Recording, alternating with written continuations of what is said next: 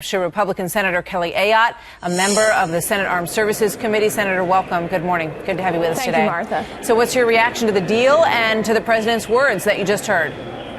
Well, my reaction, Martha, is from what we know at this point, we're reading the 100 pages that we just were released by the administration, is that unfortunately this deal does not address our national security needs or the needs of Israel or our allies in the region, because it does not require Iran to dismantle its nuclear program. And in fact, what's very disturbing, what we have heard, is that it does not allow anytime, anywhere inspections of their military facilities or other areas where they may have their nuclear program materials and their enrichment programs. So that's a real concern. We're going to look at that very closely. And let me just add one point that really bothers me.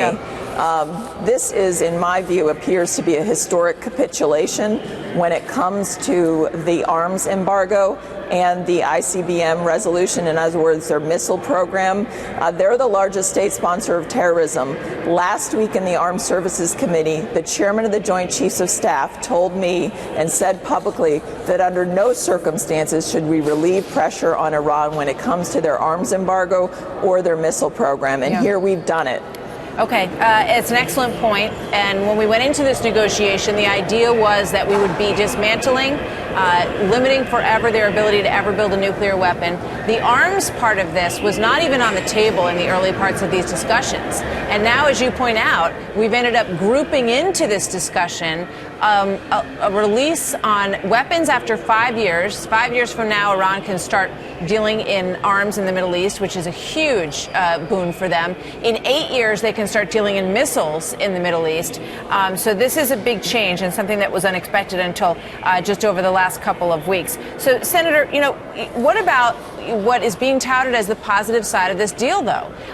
What would your side have put forward that would have eliminated 2/3 of the working centrifuges in Fordow and in Qom, and also the depletion of 98% of the uranium stockpile to 2%. I mean, don't you think that's a pretty good development? Martha, here's what we needed to do.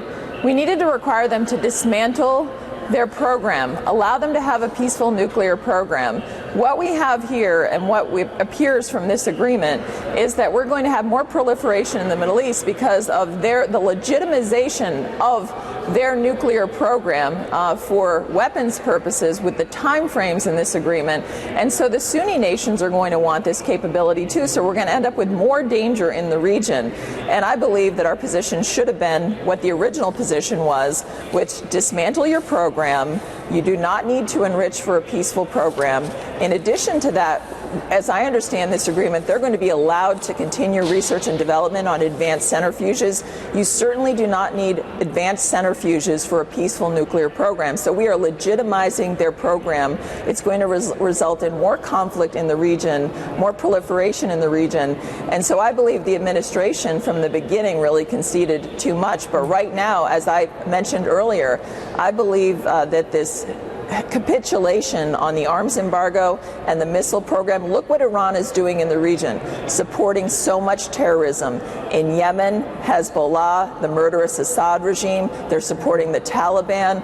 All of this, there doesn't seem to be any conditions in this agreement that they should act like a person who, or a country that wants to be part of this international community in a peaceful way. We know Benjamin Netanyahu is very concerned obviously about the hundreds of millions of dollars that Iran will be given in this deal that he believes will go into the coffers of proliferating terrorism by the most well-known state provider of terrorism in the world. And let's put that map back up, because Iran is involved in has its sort of tentacles into all of these countries. Iran, of course, Iraq, Israel, of course, has been, is obviously a stated enemy. Syria, they've backed the Assad regime, which we said we wanted to topple if they stepped over the red line.